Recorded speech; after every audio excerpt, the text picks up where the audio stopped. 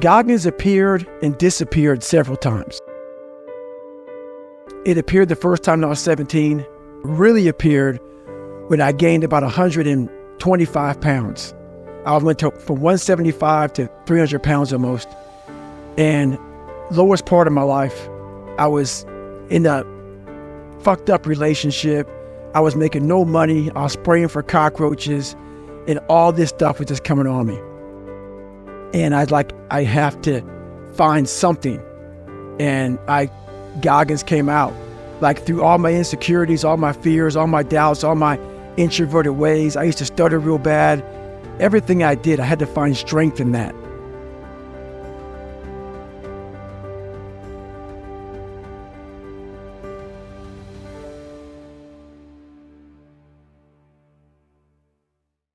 No one was helping me out.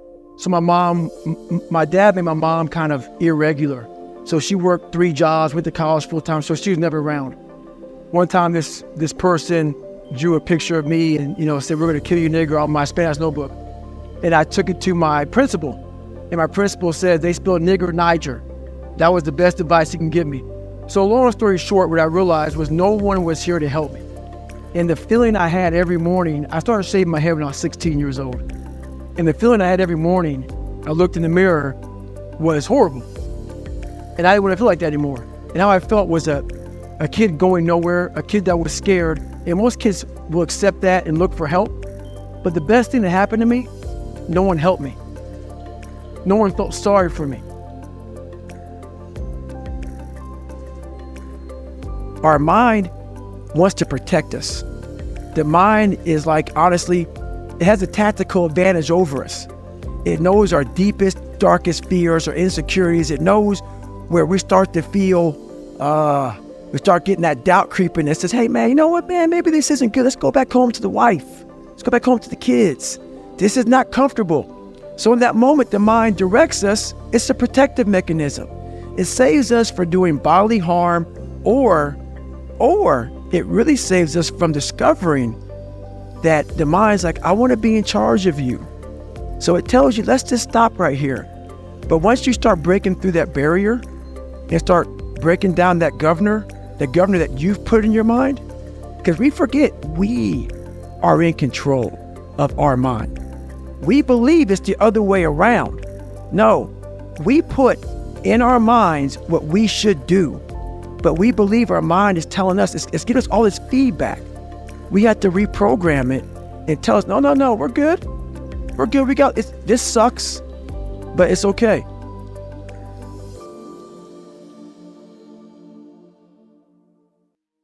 I'm very fortunate that I grew up in a time when there was no phones and there was no social media. And I suggest, yes, I'm on social media on a very limited basis because I have a story to tell, and it's a great platform. Use it as a platform, don't use it as your life.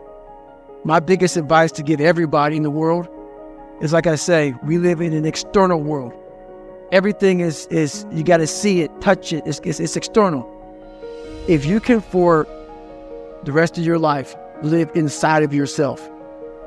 Stop listening to people who are calling you fat, gay, transsexual, nigger. Everything that is makes no sense. All these insecure people putting their insecurities on you, you got to flush it out. You got to just be whoever the hell God or whatever the hell you believe in. If you believe in nothing but yourself, I don't care what it is. You got to take everything and throw it away. You have to believe in one thing, and that is yourself.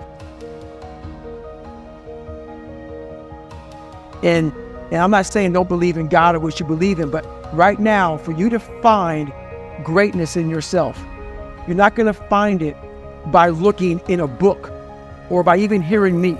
I may give you the spark, but you've got to go inside yourself to find it. And that means you got to be quiet. Stop talking. Search your soul, search your mind, search your abilities, and you'll find it. But if you're not looking for it, you won't find it.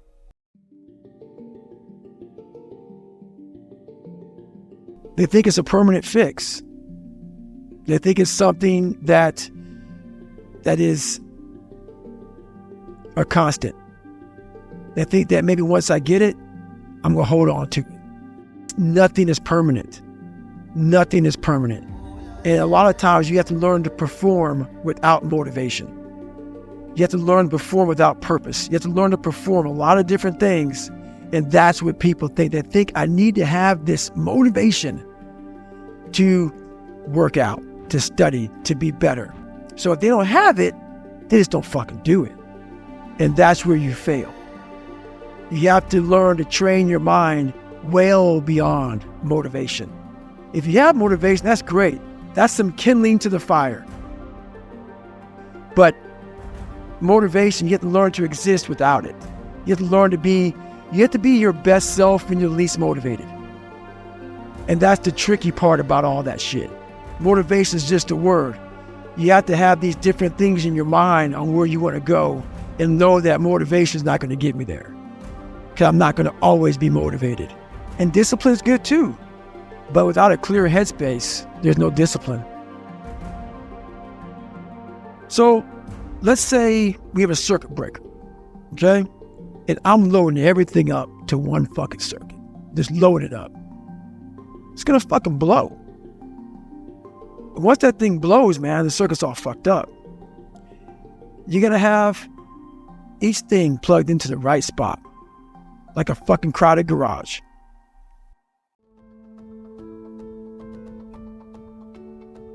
Discipline is great. Motivation is great. But if you can't fit shit in your brain because it's all fucking cluttered with shit, there's no discipline. You may have it sometimes when it fits in that crowded garage of your mind, but you don't have the consistency that you need to have with that discipline. I call it mental zones. I don't get into it much because they'll be here all day. But basically, is you're organizing your mind so you can put that discipline. So a lot of people talk about discipline. Okay, great. Why do you fall off the fucking wagon? Why can't I continue with this routine?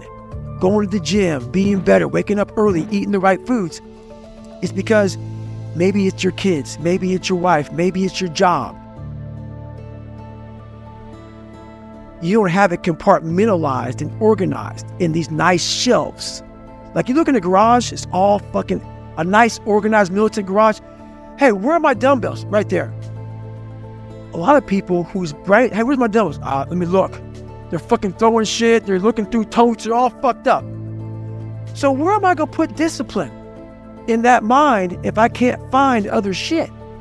You got to be able to find all these different things in your mind. Oh, I can put discipline right there. I can put consistency right there. I can put all these things right there in that spot. So that's what I'm talking about. If your life is not organized, and your life being everything around you, because it takes one little fucked up piece of an outside interference to clutter your whole mind.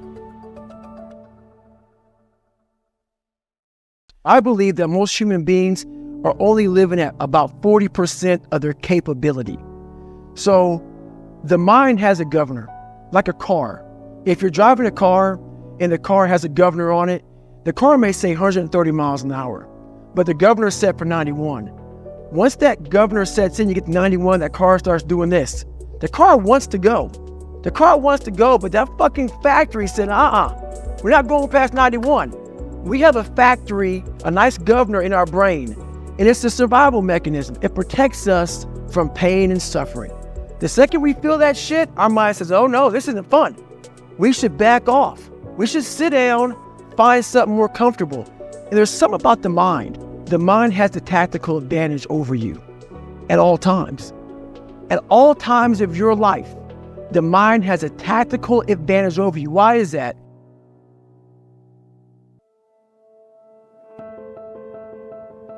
It knows your insecurities. It knows your deep, dark lies. And it starts to push you away from that shit. It pushes you in a direction that is comfortable.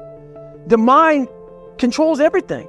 So what I realized was that when I was growing up and I was 300 pounds and I got all fat and I got all insecure, I realized that my mind kept taking me in this direction. When things got uncomfortable for me, when I was facing my insecurities, I was facing my fears, my mind said, oh no, we have the tactical advantage. We just get you, separate you from this feeling over your life. It's all about feelings. We want the happy feeling. We don't want that feeling of this sucks. Why am I here? And you don't have any, so you can't answer those questions, so you leave. I started realizing that if in that moment you can answer those fucked up questions and you are now in charge of your brain versus your brain ruling you. So the 40% rule is all of that. You get to 40%, your brain says, we're done. Let's roll, man. This is starting to get painful. This is uncomfortable. So you sit down. You have to figure out ways, and everybody's different. That's how the book kind of talks about, like we all have these things about, 5 steps to this and 4 steps to this. It's a lot more than that. That's all bullshit. It's a practice that you have to, it's a habit. So if you know that at 40%, I'm feeling pain. At 40%, I'm feeling pain. That's where the 40% rule kicks in. Now it starts. Okay, I'm feeling pain. My mind's saying all this shit to me. It's saying, get out of here, run, flee. The fight or flight kicks in. Okay, we're done. We're not good enough. It starts telling you all these things. You start to believe it because the mind controls all. This is the time where you have to gain control back of your mind.